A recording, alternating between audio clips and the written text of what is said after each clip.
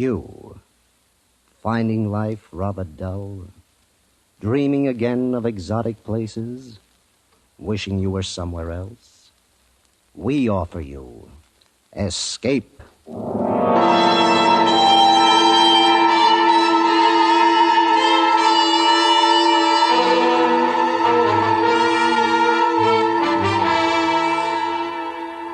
Escape with us now to New Orleans during Mardi Gras, behind the gaiety of which lies a nightmare world of terror and death, as John and Gwen Bagney tell it in The Man Who Stole the Bible.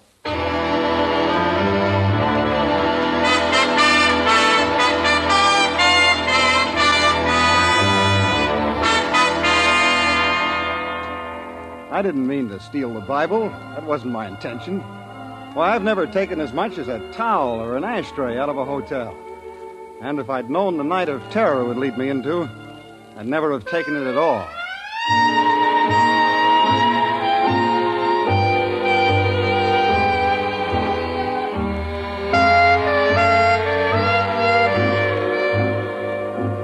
Mardi Gras in New Orleans. A gay time. A lot of laughs if you're in on it. But me, I was stuck in a stuffy hotel room waiting for a call from the boss. And the sound of all those people out in the street having fun got on my nerves.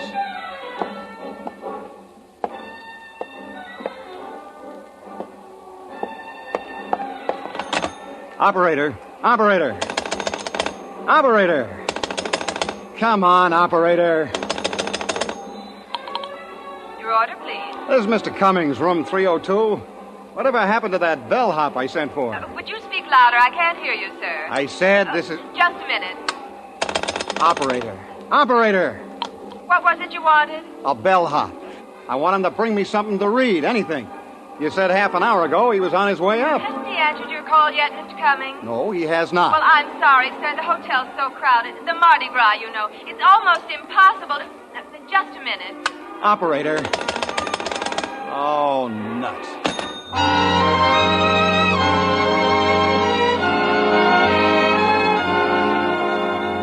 I paced back and forth, wishing the boss had called me so I could get out of the room. I didn't dare leave even to go down and get a paper.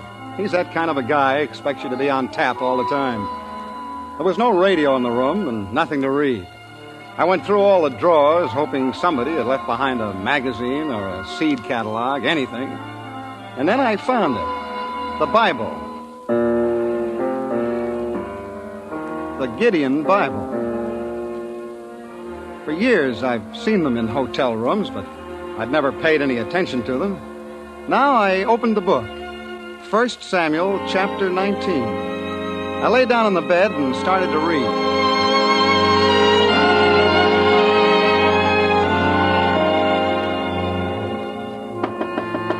The knock surprised me. I'd forgotten about the bellhop. I got up to go to the door, and I realized I had the Bible in my hand. It's a fine thing when a man feels embarrassed caught reading the Bible, but that's how I felt, embarrassed. I stuffed it under the pillow and went to the door. Well, you sure took your time Oh, sorry, I thought it was a bellhop. Who are you? House detective. Sorry to disturb you. Well, that's all right. What's the matter? Seems that the woman who had this room before you lost her pocketbook. She thinks she left it here. Well, I'm sorry, there's no pocketbook here. Well, I better take a look. Well, I'd have seen it if it was here, but come on in if you want. Thanks. See, there's no pocketbook in here. Yeah, but she's sure she left it here. I'll have to go through everything. Now, look, there's nothing in there but my stuff. Do you have to... Well, what's the matter? Don't you want me to look for it? Well, no, it isn't that. I just don't like people going through my things, that's all. Look, she had some money in it. Now, you wouldn't want me to say you refused to let me look around for it, would you? Oh, no, of course not. Go ahead. But I've been through all those drawers already. Well, I just take another look. Doesn't seem likely that the maids would have overlooked it, but once in a while something gets left in a drawer. Yeah, I know. But there's nothing in there. No, I guess you're right. That's amazing, the things people leave behind in hotels. Yeah, guess it is. Yeah. Nobody else been in here, have they? No, nobody. Can't even get a bellhop in here. You been out of the room? No. And look, I'm not responsible for anything that was left here. No, of course not. Well, I'm sorry to have bothered you. Oh, that's all right. Oh, say, tell that bellhop to get up here, will you? Yeah, I'll tell him. Good night. He was a strange guy, but I suppose all house dicks are. I don't know. I never had anything to do with one before this. I lay down again and went back to reading the Bible. Once I got used to the old-fashioned language, I found it pretty interesting. The story of David, anyway. A guy being chased by everybody, not knowing who his enemies were, every minute expecting to get killed. I was down to the part where David's wife puts a dummy in his bed as a decoy to save his life when I was interrupted again. This time, I automatically stuck the Bible into the pillow and went to the door. Hello. Well, hello. I'm having a most awful time. I've tried and tried, but it just won't work. And the room's so stuffy. How's that? The window in my room, it won't open. Would you open it for me? Oh, sure. Just show me. Which room is it? Right next to yours, just around this corner. Room 300. I have the same trouble on buses. The windows never open. It drives me mad. You can see how stuffy the room is. This window? Mm-hmm. Well, isn't that odd? It opened for you. Yeah, it did. And easy, too. Yeah, so does this one. I can't understand it. You're, sure you tried? You don't think I'd come to your door and ask you to come over here if I didn't need something, do you? It's been done. I won't argue with that. But now that you're here, would you like to have a drink? For your trouble, I mean. No, I don't think so. You can watch the parade much better here than on your side of the building. No, I can't. Listen. What's the matter? Oh, I'm sorry. I gotta go. That's my phone. Wait, don't go. You can have the call transferred here. But it's silly to go all the way back.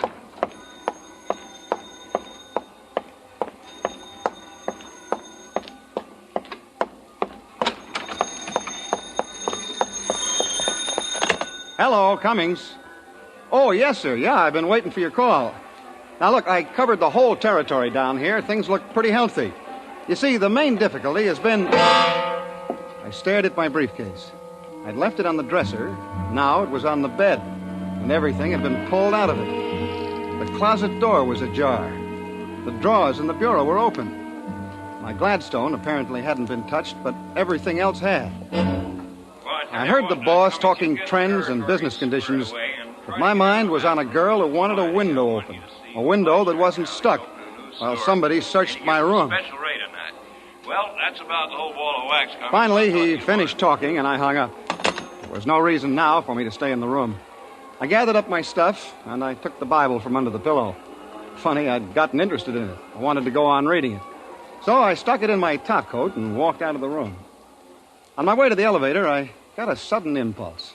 I stopped in front of room 300 and knocked. Oh, excuse me, Nobody here now, mister. The lady checked out. Oh, that's impossible. I was just I here. don't know anything about that, but she checked out a couple of minutes ago. I gotta clean it up after her right now. I'm gonna be glad when Mardi Gras is over. Everybody goes crazy. Hotel goes crazy. People check in, check out, and steal everything that ain't tied down. Steal? I said steal. Ashtrays, bath towels, soap. Wouldn't be surprised if they take the beds next. The Bible in my pocket suddenly felt like a pound of uranium. I wondered if the cleaning woman could read the guilt on my face. But she put her wastebasket down in the hall and went back in to clean the room. For a second, I considered taking the Bible back to room 302. And maybe I would have if it hadn't been for the discarded book jacket in the wastebasket. It was gaudy, red and yellow. I grabbed it up, put it around the Bible. The title read, You Will Die Tonight.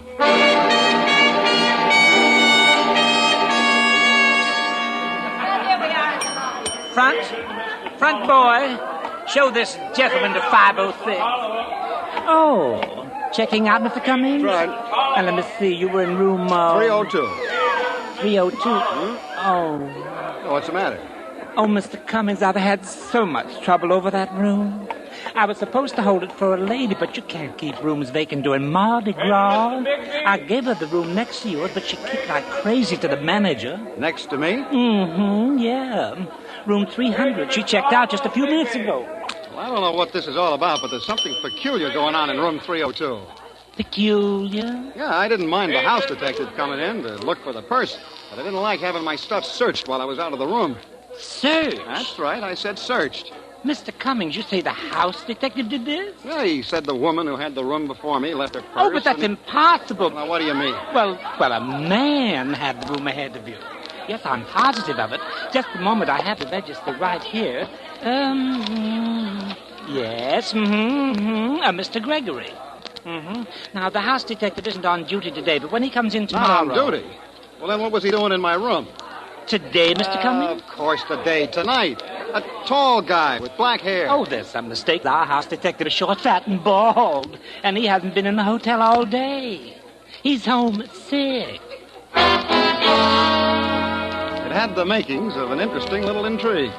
But I left the mystery of room 302 with the room clerk and went to the cigar stand. It was 8 o'clock. My train wouldn't leave until midnight.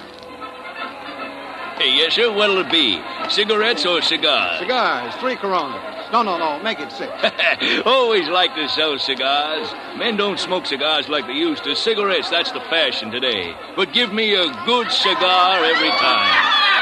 Well, somebody's having a good time. Oh, they all have a good time during the carnival. Say, I wonder where I could check my bag and briefcase for a little while. Going to see the parade? Well, I thought I would mill around a little bit. I got a couple hours to kill. Well, I'll be glad to keep it for you. I'm on duty till midnight. Would you? Well, that's mighty nice of you. Oh, don't mind at all. Mardi Gras is something to see. You shouldn't miss it. But you'll have more fun if you're in a costume. The hotel's got them for rent, you know. No, thanks. I'll go as I am.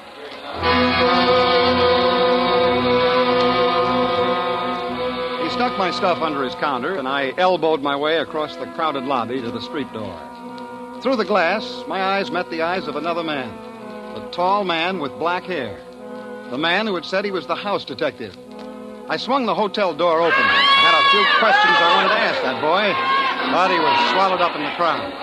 And then a big hand clapped me on the shoulder, and a voice boomed in my ear. There you are, sinner! I whirled around and looked into the mask of a laughing, red-faced devil. Don't try to evade me, sinner. I've come to collect you with my nice, shiny pitchfork. But when the devil comes for you, your time is up. All I could see in the mask was a pair of eyes. They were green eyes, and they were laughing. And the devil threw his arm around my shoulder and urged me along the street. I balked a little. I hadn't had anything to drink, and the whole thing seemed kind of silly, but before I knew what happened, a clown grabbed my other arm. Let's take the sinner to the fiery furnace. And the two of them, the devil and the clown, were propelling me down the street toward a parked car. Come along, sinner. Fiery furnace. Hey, now, wait a minute, wait. Oh, the sinner's reluctant. Push him in, clown. No, look, Get him, fellas. sinner. Hey, you guys, hey, let me out. Look, where are you going? All right, let's have it. Have what? The Bible you took out of room 302. Bible? Hey, you're not drunk. Don't waste time on him. Frisk him. Look, I don't know who you are, He but... hasn't got it on. What'd you do with it? Where is it? Well, I told you I haven't got it. That's just to let you know we're not playing.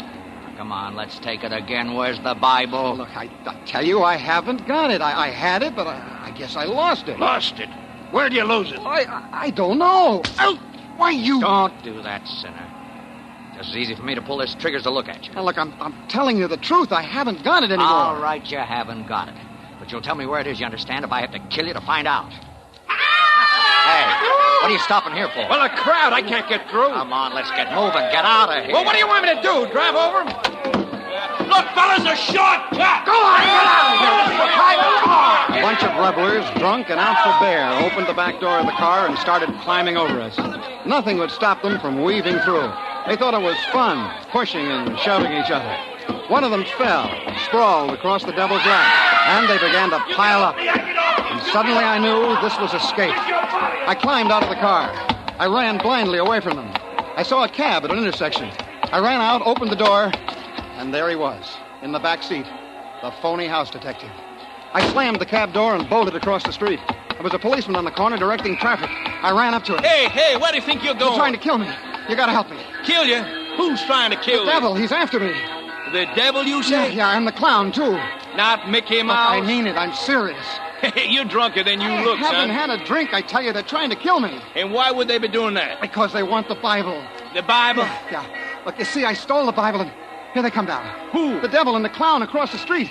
You gotta get me out of it. You gotta stop them. They'll kill me. Oh, now, sure. Now, take it easy, Uncle. Take it easy. There you are, sinner. Come on. What are you trying to do? Get us in trouble? Trouble? Sure, he's going to miss the party. It's all a trick. Don't listen to them. This young fella claims you're trying to kill him. Me? Oh, no, not me. But if he doesn't get to that party pretty soon, his wife will kill him. Haven't got a wife.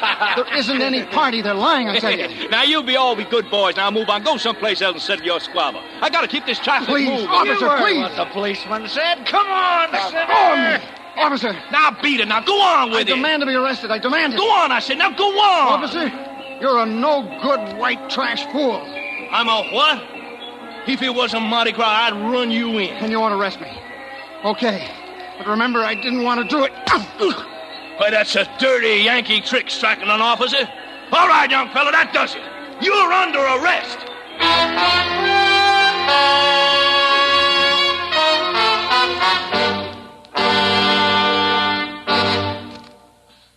We'll return to Escape and today's story, The Man Who Stole the Bible, in just a moment. For Friday night entertainment, packed with something or other, we heartily recommend Rayburn and Finch, those two unpredictable record rascals who make merry Friday nights on most of these same CBS radio stations. Right now, the melody-minded monkey shiners are up to their elbows in a contest. They're determined to give away discs by the thousands, also a few automobiles and some trips to New York. Enjoy the music and get in on the contest details tomorrow night. You'll have fun trying, more fun winning. It's Rayburn and Finch on CBS Radio, Friday nights. And now we return you to The Man Who Stole the Bible, tonight's story of Escape.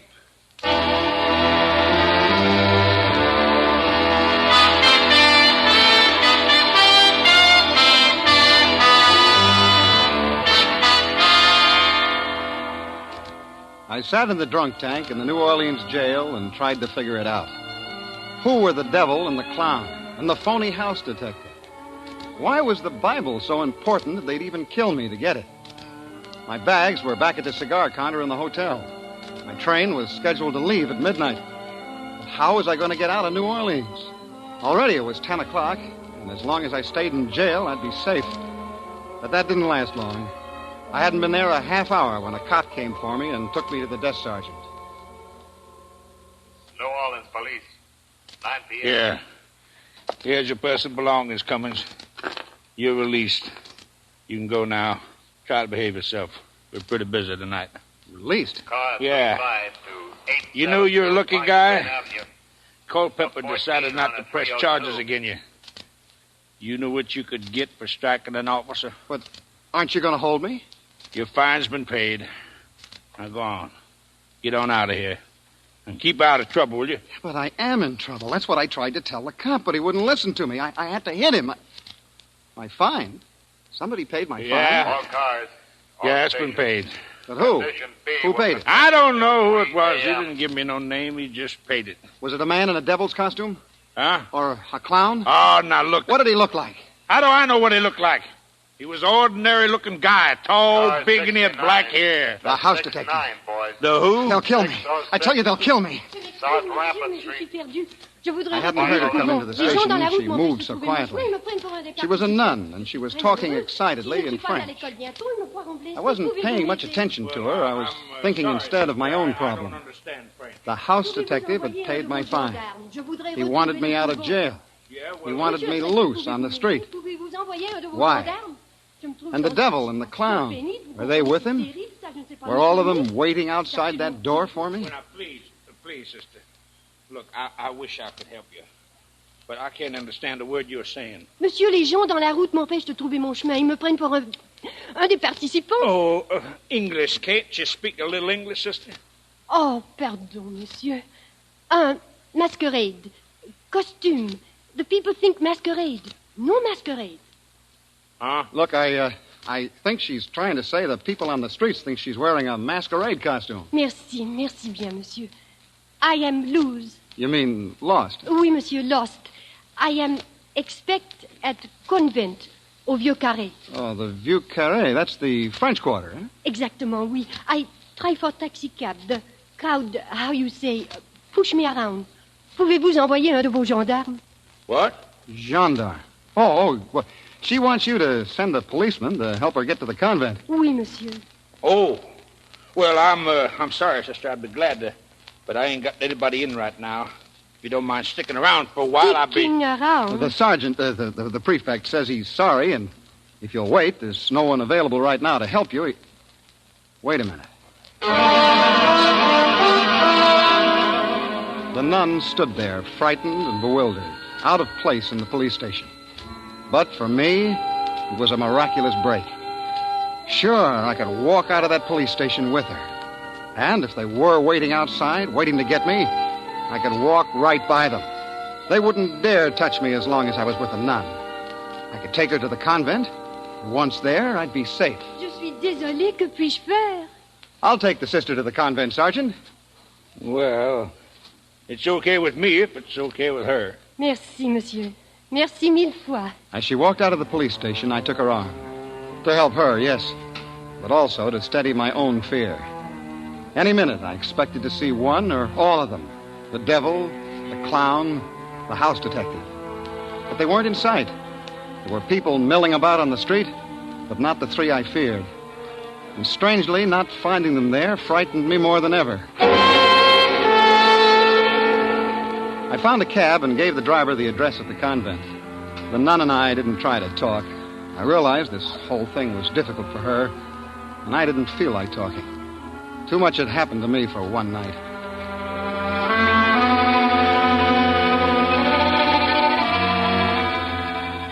The cab pulled up in front of an ancient building in the French Quarter, crumbling cement and wrought ironwork. We got out, and I walked with her to the big front door. The nun raised the knocker, and I knew I'd been had. You! What is wrong? Fingernails. Red, polished fingernails. You're not a nun. Where have you been? Hurry, boys, he's wise. Come on, you, inside. It was the devil and the clown. They yanked me into the house. And the girl. I stared at her. Back in the police station, I hadn't really looked at her face. Her black robes had spelled freedom to me. That's as far as I'd thought. But now I knew I'd seen her before. Only before, she'd worn a green dress and a scarlet mouth to match her fingernails. And her hair had been blonde and long. And she wanted a window open. A window that wasn't stuck. You've given us a lot of trouble. I'm sorry, but We've I been don't... very patient. Now we want the Bible. I told you before, I don't have it. You had it. I had it, yes, I had it. I took it. I don't know why I took it, but I lost it. Who sent you to get it? I'll handle him. All right, who you working for? Poloni? Look, there's some mistake. I'm a salesman. I sell washing machines. You're lying. Look, I tell you... Where's the stuff? Has Poloni got it? What stuff? I don't know any Poloni. What are you slapping me around for? That won't get you any place. Oh, won't it? Oh. Let me talk to him. Look, if you're covering up for Poloni... Who's Poloni? I don't know any Poloni. Poloni wouldn't take a beating for you. I tell you... Whatever he's paying you, we'll pay you more. We'll pay him nothing. You'll hand over that Bible or tell us where the junk's stashed, or so help me, I'll kill him. Dope. So that's what it is. Dope. Yeah, Mr. Innocent. That's what it is. Dope. Heroin and cocaine, 100 grand worth. Stop it. You kill him, we'll never find it. Listen to me. What's your name? Cummings. You work for Poloni, Cummins.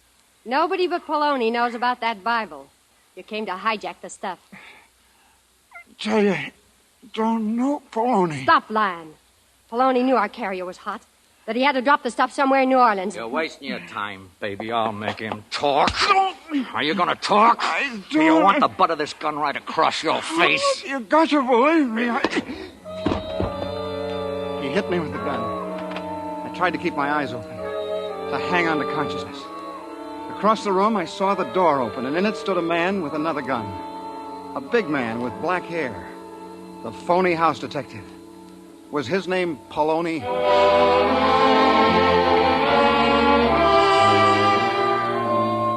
I didn't know how long I was out. When I came to, I was lying on a bed. My head was throbbing. My cheeks, my nose, every bone in my face seemed on fire. There was a cold cloth on my eyes. I tried to think. Why did I hurt so? Oh, yeah. The Bible. They wanted the Bible. But I didn't have it. And it was a good thing. If I had it, they'd kill me. And then I smelled something. A strong cigar. It burned the inside of my nose. I rolled over to get away from it and opened my eyes. The devil and the clown were gone. So was the girl. I was alone with the phony house detective. All right, let's not waste any more time. What did you do with the Bible? Where are the others? They've been taken care of. Look, you took the Bible that belongs in this room. Now, what did you do with it? This room? Yeah, room 302. What am I doing back in the hotel? You had no right to touch that Bible. Now think, what did you do with it? Where is it? Oh, look, I told them. I must have lost it. I don't know. I got it. Yeah? Hey, the gentleman who left his suitcases with me, Mr. Cummings. Suitcases? Come on in. Who are you? Hey, I run the cigar stand in the lobby. I saw you bring Mr. Cummings in, if you don't mind my saying so, quite tight. Yeah. I'm going off duty in a little while, and I thought he needed his things. You see, he checked them with me. Well, thanks. Oh, I almost forgot. Here's his book, No, too. no, don't leave the book. Well, you forgot it on the No, counter. I don't want the book. You can have it. I'll take the book. No, don't give it to him. Why, what the... All right, thanks for your trouble. Oh, don't mention it. Hope he feels better tomorrow. Well, at last, the Bible. You will die tonight. You know, that's a pretty clever stunt, covering the Bible with a whodunit jacket. Oh, look, Poloni, I don't know. I swear I just took Poloni? No, I'm not Poloni. Well, let's see. Third book, second chapter. Genesis, Exodus, Leviticus, chapter 1, 2. Yes, here's the address of the warehouse where the stuff is. I don't understand. If you're not Poloni, who are you? John Stang, United States Treasury Department, Narcotics Division. T-Man? But I thought you... Look, you made my job very difficult tonight, Mr. Cummings.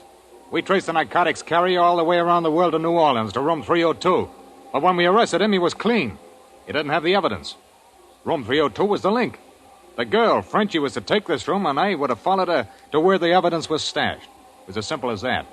But you stepped in and threw us all off. Oh, why didn't you tell me you were a government man when you came in tonight to look for the pocketbook? How did I know that you weren't a new member of the mob? Look, take my advice, Mr. Cummins. Quit stealing things out of hotels. Oh, look. I never stole a thing in my life before. This is the But first there's time... one thing that I can't figure out. Why did you steal a Bible? You're not going to believe this. But honest, I just wanted to finish the story.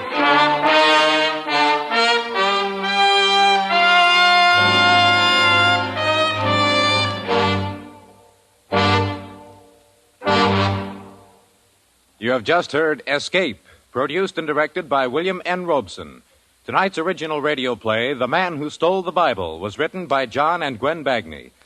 Sam Pierce was heard as Cummings, Nan Boardman as the girl, Ben Wright as the house detective, Joseph Kearns as the devil, Jeff Corey as the clown, Mary Shipp as the telephone operator and the maid, Wally Mayer as the desk clerk and police sergeant, Peter Leeds as the traffic policeman and the cigar stand clerk, and Lou Krugman as the voice. The special musical score was composed and conducted by Leith Stevens.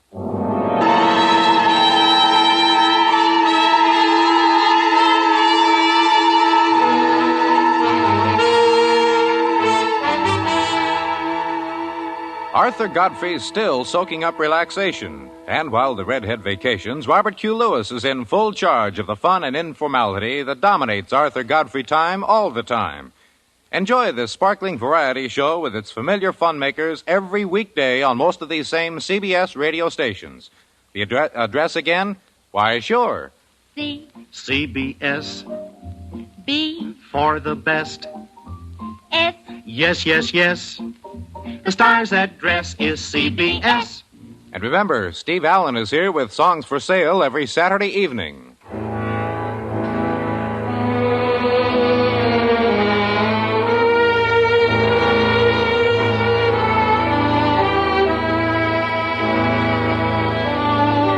This is the CBS Radio Network.